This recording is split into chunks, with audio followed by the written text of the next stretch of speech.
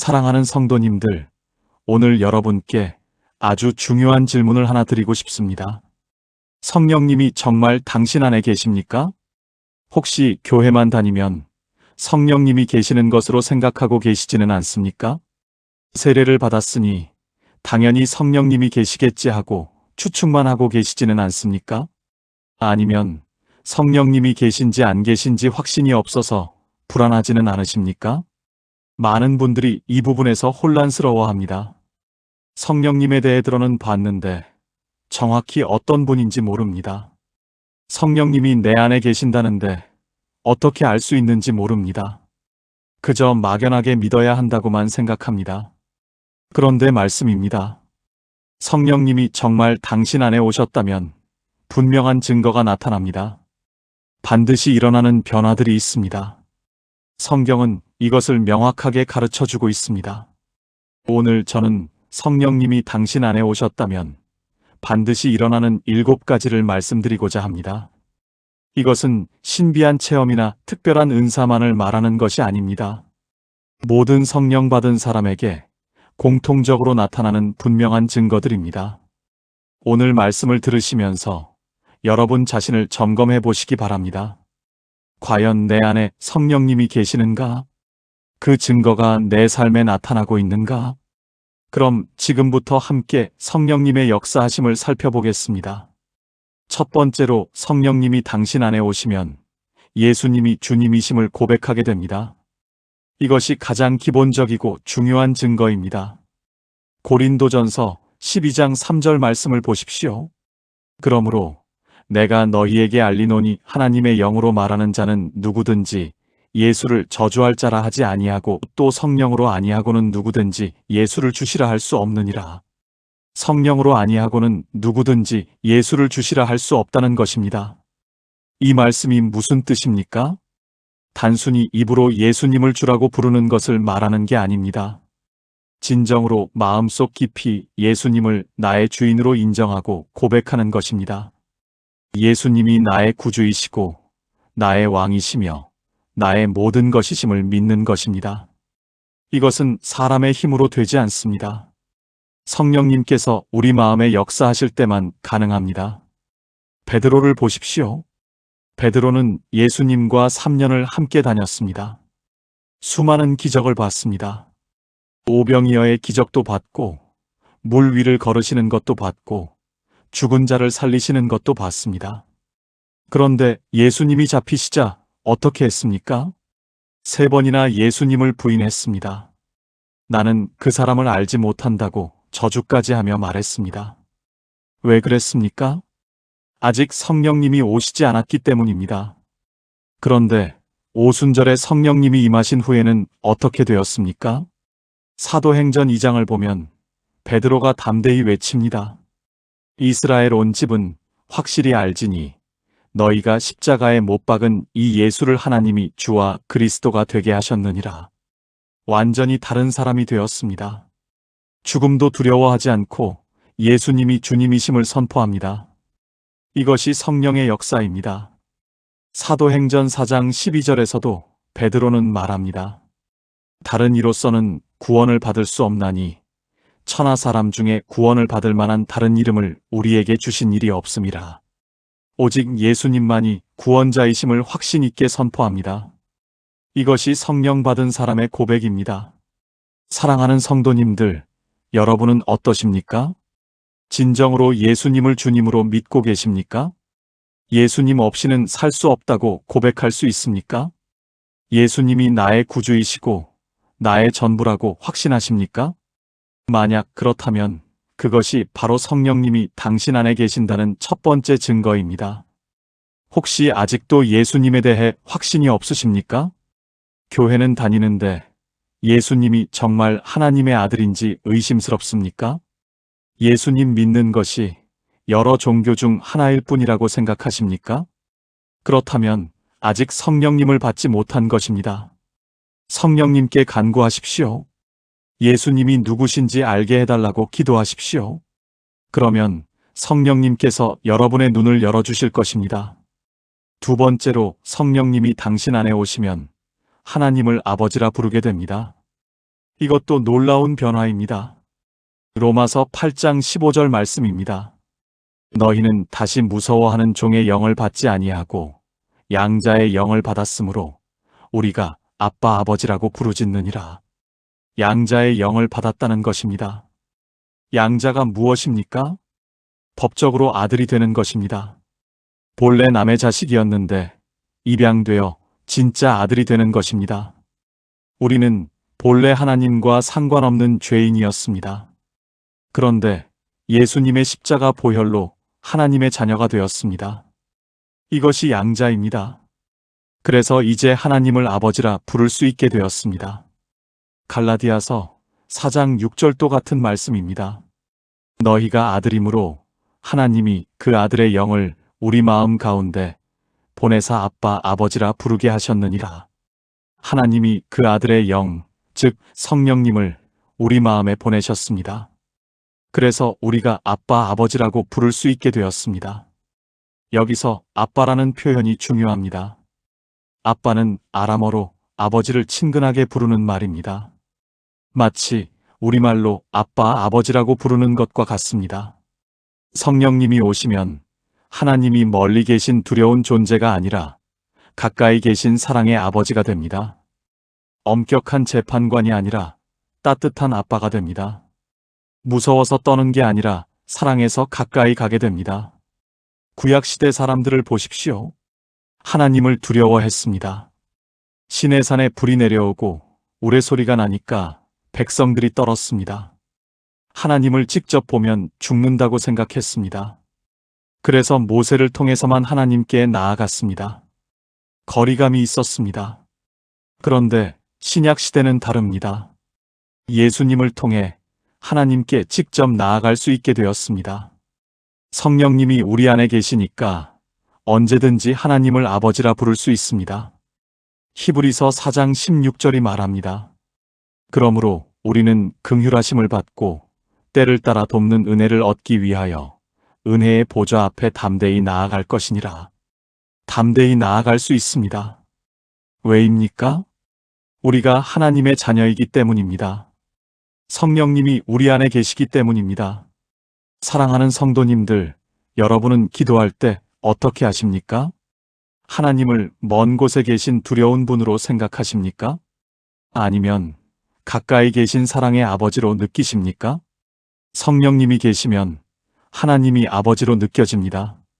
기도가 의무가 아니라 아버지와의 대화가 됩니다.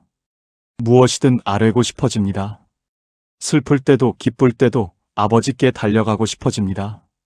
이것이 성령 받은 사람의 특징입니다. 요한일서 3장 1절 말씀을 기억하십시오. 보라, 아버지께서 어떠한 사랑을 우리에게 베푸사 하나님의 자녀라 일컬음을 받게 하셨는가. 우리가 하나님의 자녀입니다. 이것을 믿고 확신하게 하시는 분이 바로 성령님이십니다. 세 번째로, 성령님이 당신 안에 오시면 죄에 대한 민감함이 생깁니다. 이것은 매우 중요한 증거입니다. 요한복음 16장 8절 말씀입니다. 그가 와서 죄에 대하여, 의에 대하여, 심판에 대하여 세상을 책망하시리라. 성령님이 오시면 죄에 대해 책망하신다는 것입니다. 이것은 정죄가 아닙니다. 사랑의 책망입니다. 우리를 구원하시려고 죄를 깨닫게 하시는 것입니다. 성령님이 오시기 전에는 죄를 죄로 느끼지 못합니다. 거짓말해도 별로 양심의 가책이 없습니다. 남을 미워해도 당연하다고 생각합니다. 음란한 생각을 해도 괜찮다고 여깁니다. 죄가 무뎌져 있습니다. 그런데 성령님이 오시면 달라집니다. 작은 죄도 마음에 걸립니다. 거짓말 한마디가 양심을 찌릅니다. 누군가를 미워하는 마음이 불편합니다. 욕심을 부리는 것이 죄로 느껴집니다. 이것이 성령의 역사입니다. 시편 51편은 다윗이 밧세바와 간음하고 우리야를 죽인 후에 쓴 시입니다. 다윗은 왕이었습니다. 권력이 있었습니다. 원하는 것을 다 할 수 있었습니다. 그런데 선지자 나단이 와서 죄를 지적하자 어떻게 했습니까? 시편 51편 3절부터 4절입니다. 나는 내 죄과를 아오니 내 죄가 항상 내 앞에 있나이다. 내가 주께만 죄를 범하여 주의 목전에 악을 행하였사오니 주께서 말씀하실 때에 의로우시다 하고 주께서 심판하실 때에 순전하시다 하리이다. 내 죄가 항상 내 앞에 있다고 고백합니다. 죄를 인정합니다. 회개합니다. 이것이 성령의 역사입니다. 베드로도 마찬가지입니다. 예수님을 3번 부인한 후 달기 울자 어떻게 했습니까? 누가복음 22장 62절입니다. 밖에 나가서 심히 통곡하니라. 심히 통곡했습니다. 자기 죄를 깨닫고 슬퍼했습니다. 이것이 성령의 역사입니다. 반면 가룟 유다를 보십시오. 예수님을 팔아넘기고 나서 후회는 했습니다. 마태복음 27장 4절에서 이렇게 말합니다. 내가 무죄한 피를 팔고 죄를 범하였도다. 죄를 범한 것은 인정했습니다. 그런데 어떻게 했습니까? 회개하지 않고 스스로 목숨을 끊었습니다. 왜 그랬습니까? 성령님이 없었기 때문입니다. 사랑하는 성도님들, 여러분은 죄를 지을 때 어떠십니까? 양심의 가책을 느끼십니까? 마음이 불편하십니까? 하나님께 죄송한 마음이 드십니까? 그렇다면 그것이 성령님께서 역사하시는 증거입니다. 반대로 죄를 지어도 아무렇지도 않다면 점검해야 합니다. 성령님이 정말 내 안에 계신가 확인해야 합니다. 데살로니가전서 5장 19절은 말합니다. 성령을 소멸하지 말며 성령님의 음성을 무시하지 말라는 것입니다. 죄를 지적하실 때 듣고 회개해야 합니다. 그것이 성령 받은 사람의 반응입니다. 4번째로 성령님이 당신 안에 오시면 말씀을 사랑하게 됩니다. 이것도 분명한 증거입니다. 요한복음 14장 26절 말씀입니다. 보혜사 곧 아버지께서 내 이름으로 보내실 성령 그가 너희에게 모든 것을 가르치고 내가 너희에게 말한 모든 것을 생각나게 하리라. 성령님께서 가르치신다는 것입니다. 무엇을 가르치십니까? 예수님의 말씀을 생각나게 하십니다. 성경 말씀을 깨닫게 하십니다. 성령님이 오시기 전에는 성경이 재미없습니다. 읽어도 무슨 말인지 모릅니다. 지루합니다. 억지로 읽습니다. 그런데 성령님이 오시면 달라집니다. 성경이 살아있는 말씀으로 들립니다. 읽을 때마다 새로운 깨달음이 생깁니다. 은혜가 됩니다. 더 읽고 싶어집니다. 엠마오로 가던 2 제자를 보십시오. 부활하신 예수님이 함께 걸으시면서 성경을 풀어 설명해 주셨습니다. 그때 그들이 어떻게 반응했습니까? 누가복음 24장 32절입니다. 그들이 서로 말하되 길에서 우리에게 말씀하시고 우리에게 성경을 풀어주실 때에 우리 속에서 마음이 뜨겁지 아니하더냐 하고 마음이 뜨거웠습니다. 말씀이 은혜가 되었습니다. 이것이 성령의 역사입니다. 사도행전 2장을 보면 오순절에 성령이 임한 후 초대교회 성도들이 어떻게 했습니까? 사도행전 2장 42절입니다. 그들이 사도의 가르침을 받아 서로 교제하고 떡을 떼며 오로지 기도하기를 힘쓰니라. 사도의 가르침을 받았습니다. 말씀을 사모했습니다.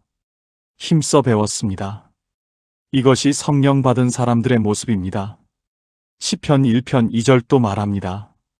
오직 여호와의 율법을 즐거워하여 그의 율법을 주야로 묵상하는도다. 말씀을 즐거워합니다. 주야로 묵상합니다. 의무가 아니라 기쁨입니다. 억지가 아니라 사모함입니다. 시편 119편 103절도 보십시오. 주의 말씀의 맛이 내게 어찌 그리 단지요. 내 입에 꿀보다 더하니이다. 말씀이 꿀보다 답니다. 이것이 성령 받은 사람의 고백입니다. 사랑하는 성도님들, 여러분은 성경 읽기를 좋아하십니까? 말씀 들을 때 은혜 받으십니까? 더 알고 싶고 더 배우고 싶은 마음이 드십니까? 그렇다면 그것이 성령님이 당신 안에 계시다는 증거입니다.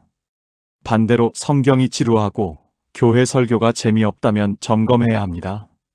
베드로후서 3장 18절은 말합니다. 오직 우리 주 곧 구주 예수 그리스도의 은혜와 그를 아는 지식에서 자라가라. 자라가야 합니다. 어떻게 자랍니까? 말씀을 통해서입니다. 성령님께서 말씀으로 우리를 자라게 하십니다. 다섯 번째로 성령님이 당신 안에 오시면 기도하고 싶어집니다. 이것도 놀라운 변화입니다. 로마서 8장 26절 말씀입니다.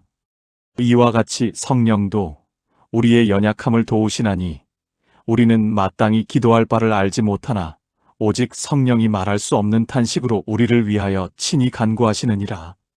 성령님께서 우리를 위해 친히 간구하신다는 것입니다. 우리가 뭐라고 기도해야 할지 모를 때도 성령님께서 우리 대신 기도하십니다. 그래서 성령 받은 사람은 기도하고 싶어집니다. 기도가 즐거워집니다. 기도 제목이 생깁니다. 성령님이 오시기 전에는 기도가 어렵습니다. 무엇을 기도해야 할지 모릅니다. 몇 분만 기도해도 힘듭니다. 형식적으로 합니다. 그런데 성령님이 오시면 달라집니다. 기도하고 싶어집니다. 하나님과 대화하고 싶어집니다. 시간 가는 줄 모르고 기도합니다. 초대교회를 보십시오. 사도행전 1장 14절입니다. 여자들과 예수의 어머니 마리아와 예수의 아우들과 더불어 마음을 같이하여 오로지 기도에 힘쓰니라. 오로지 기도에 힘썼습니다. 왜 그랬습니까? 성령님을 기다리며 간절히 기도했기 때문입니다. 사도행전 2장 1절입니다. 오순절 날이 이미 이름에 그들이 다같이 한 곳에 모였더니 다같이 한 곳에 모였습니다. 무엇을 하려고 모였습니까? 기도하려고 모였습니다. 그렇게 기도하는 중에 성령님이 임하셨습니다. 사도행전 4장 31절도 보십시오. 빌기를 다함에 모인 곳이 진동하더니 무리가 다 성령이 충만하여 담대히 하나님의 말씀을 전하니라. 기도하니까 성령이 충만해졌습니다. 그리고 담대히 말씀을 전했습니다. 기도와 성령은 뗄 수 없는 관계입니다. 다니엘을 보십시오. 다니엘 6장 10절입니다. 다니엘이 이 조서에 왕의 도장이 찍힌 것을 알고도 자기 집에 돌아가서는 윗방에 올라가 예루살렘으로 향한 창문을 열고 전에 하던 대로 하루 3번씩 무릎을 꿇고 기도하며 그의 하나님께 감사하였더라. 하루 3번씩 기도했습니다. 죽을 위험이 있어도 기도를 멈추지 않았습니다. 왜 그럴 수 있었습니까? 성령님이 함께 하셨기 때문입니다. 사랑하는 성도님들, 여러분은 기도를 사모하십니까? 하나님과 대화하는 것이 즐거우십니까? 아침에 눈 뜨면 기도하고 싶으십니까? 그렇다면 성령님이 당신 안에 계신 것입니다. 에베소서 6장 18절은 말합니다. 모든 기도와 간구를 하되 항상 성령 안에서 기도하고 이를 위하여 깨어 구하기를 항상 힘쓰며 여러 성도를 위하여 구하라. 성령 안에서 기도하라는 것입니다. 성령님이 계시면 기도할 수 있습니다. 성령님이 계시면 기도하고 싶어집니다. 여섯 번째로 성령님이 당신 안에 오시면 성령의 열매가 맺힙니다. 이것은 가장 확실한 증거입니다. 갈라디아서 5장 22절부터 23절 말씀입니다. 오직 성령의 열매는 사랑과 희락과 화평과 오래 참음과 자비와 양선과 충성과 온유와 절제니 이 같은 것을 금지할 법이 없느니라. 성령의 열매가 9가지 나옵니다. 사랑, 희락, 화평, 오래 참음, 자비, 양선, 충성, 온유, 절제입니다. 이것들이 무엇입니까? 성령님께서 우리 안에 계실 때 자연스럽게 나타나는 성품입니다. 우리가 노력해서 만드는 것이 아닙니다. 성령님께서 우리 안에서 맺으시는 것입니다. 성령님이 오시기 전 사람의 모습은 어떻습니까? 갈라디아서 5장 19절부터 21절에 나옵니다. 육체의 일은 분명하니 곧 음행과 더러운 것과 호색과 우상숭배와 주술과 원수 맺는 것과 분쟁과 시기와 분냄과 당짓는 것과 분열함과 이단과 투기와 술 취함과 방탕함과 또 그와 같은 것들이라. 이것이 성령 없는 사람의 모습입니다. 육체를 따라 삽니다. 죄를 짓습니다. 다투고 미워하고 시기합니다. 그런데 성령님이 오시면 달라집니다. 사랑하게 됩니다. 기쁨이 생깁니다. 평안해집니다. 인내할 수 있습니다. 자비롭게 됩니다. 선을 행하고 싶어집니다. 충성하게 됩니다. 온유해집니다. 절제할 수 있습니다. 이 모든 것이 성령님의 역사입니다. 사도 바울을 보십시오. 바울은 본래 사울이라는 이름의 바리새인이었습니다. 예수 믿는 사람들을 잡아 죽이는 사람이었습니다. 분노와 미움으로 가득했습니다. 그런데 다메섹 도상에서 예수님을 만난 후 어떻게 되었습니까? 완전히 다른 사람이 되었습니다. 고린도전서 13장에서 사랑을 노래합니다. 빌립보서 4장 4절에서 항상 기뻐하라고 말합니다. 빌립보서 4장 7절에서 하나님의 평강을 말합니다. 이것이 성령의 열매입니다. 베드로도 마찬가지입니다. 본래 성질 급하고 충동적인 사람이었습니다. 칼로 사람 귀를 자를 정도였습니다. 그런데 성령 받은 후에는 달라졌습니다. 베드로전서 3장 8절에서 이렇게 말합니다. 마지막으로 말하노니 너희가 다 마음을 같이하여 동정하며 형제를 사랑하며 불쌍히 여기며 겸손하며 동정하고 사랑하고 불쌍히 여기고 겸손하라고 말합니다. 이것이 성령의 열매입니다. 사랑하는 성도님들, 여러분의 삶에 이런 열매가 맺히고 있습니까? 예전보다 사랑하는 마음이 생기십니까? 이유 없는 기쁨이 있으십니까? 환경이 어려워도 평안하십니까? 참을 수 있는 힘이 생기십니까? 남을 불쌍히 여기는 마음이 드십니까? 선한 일을 하고 싶어지십니까? 하나님께 충성하고 싶으십니까? 부드러워지셨습니까? 절제할 수 있게 되셨습니까? 이런 변화가 있다면 그것이 바로 성령님이 당신 안에 계시다는 증거입니다. 마태복음 7장 16절은 말합니다. 그들의 열매로 그들을 알지니 가시나무에서 포도를 또는 엉겅퀴에서 무화과를 따겠느냐? 열매로 알 수 있습니다. 성령 받은 사람은 성령의 열매가 맺힙니다. 7번째로 성령님이 당신 안에 오시면 복음을 전하고 싶어집니다. 이것이 마지막이자 가장 강력한 증거입니다. 사도행전 1장 8절 말씀입니다. 오직 성령이 너희에게 임하시면 너희가 권능을 받고 예루살렘과 온 유대와 사마리아와 땅 끝까지 이르러 내 증인이 되리라. 성령이 임하면 증인이 된다는 것입니다. 증인이 무엇입니까? 예수님에 대해 증거하는 사람입니다. 복음을 전하는 사람입니다. 성령님이 오시기 전 제자들은 어땠습니까? 두려워서 다락방에 숨어 있었습니다. 사람들이 무서워서 나가지 못했습니다. 예수님의 제자라는 것을 숨겼습니다. 그런데 오순절에 성령님이 임하자 어떻게 되었습니까? 베드로가 나가서 담대히 설교했습니다. 사도행전 2장 14절입니다. 베드로가 11 사도와 함께 서서 소리를 높여 이르되 유대인들과 예루살렘에 사는 모든 사람들아, 이 일을 너희로 알게 할 것이니 내 말에 귀를 기울이라. 소리를 높여 외쳤습니다. 수천 명 앞에서 담대히 증거했습니다. 그 결과 어떻게 되었습니까? 사도행전 2장 41절입니다. 그 말을 받은 사람들은 세례를 받음에 이날에 신도의 수가 3,000이나 더하더라. 3,000명이 회개하고 세례를 받았습니다. 이것이 성령의 능력입니다. 사도행전 4장을 보면 베드로와 요한이 공회에 끌려갑니다. 위협을 받습니다. 예수 이름으로 말하지 말라고 합니다. 그때 그들이 어떻게 대답했습니까? 사도행전 4장 19절부터 20절입니다.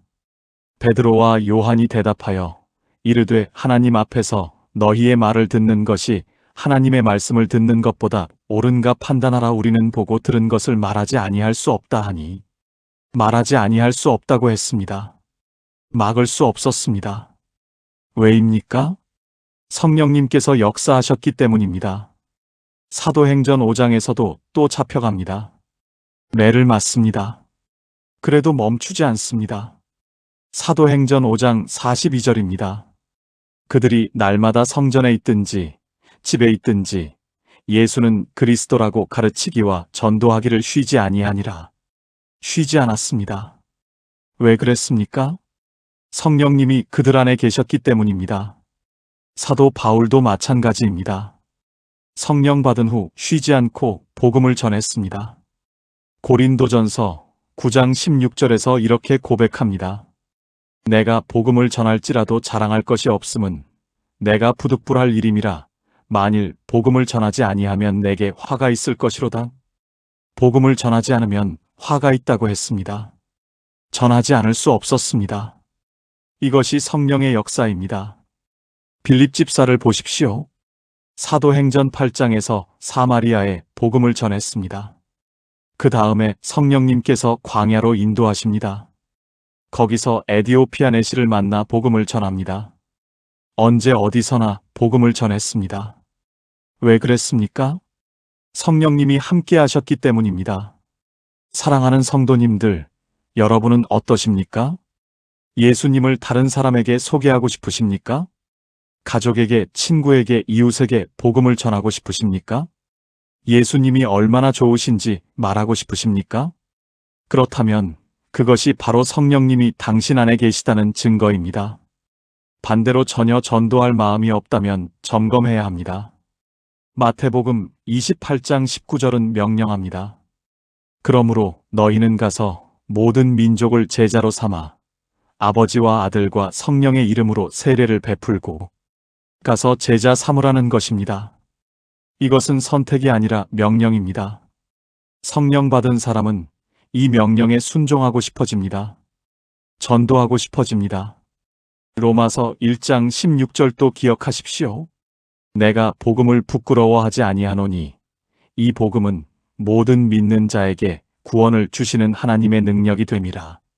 복음을 부끄러워하지 않습니다. 왜입니까? 성령님이 함께 하시기 때문입니다. 사랑하는 성도님들, 오늘 우리는 성령님이 당신 안에 오셨다면 반드시 일어나는 7가지 일을 살펴보았습니다. 첫째, 예수님이 주님이심을 고백하게 됩니다. 둘째, 하나님을 아버지라 부르게 됩니다. 셋째, 죄에 대한 민감함이 생깁니다. 넷째, 말씀을 사랑하게 됩니다. 다섯째, 기도하고 싶어집니다. 여섯째, 성령의 열매가 맺힙니다. 일곱째, 복음을 전하고 싶어집니다. 이 7가지는 모두 성령님께서 우리 안에 계실 때 나타나는 분명한 증거들입니다. 여러분 자신을 점검해 보십시오. 이런 변화들이 여러분의 삶에 나타나고 있습니까? 만약 그렇다면 감사하십시오. 성령님이 당신 안에 계십니다. 만약 이런 증거들이 없다면 진지하게 구하십시오. 누가복음 11장 13절은 약속합니다. 너희가 악할지라도 좋은 것을 자식에게 줄 알거든 하물며 너희 하늘 아버지께서 구하는 자에게 성령을 주시지 않겠느냐? 구하면 주신다고 약속하셨습니다. 간절히 구하십시오. 성령님을 사모하십시오. 그러면 하나님께서 반드시 성령님을 보내주실 것입니다. 이 말씀이 은혜가 되셨다면 좋아요 버튼 눌러주시고 구독과 알림 설정도 해주시면 앞으로 더 좋은 말씀으로 찾아뵙겠습니다.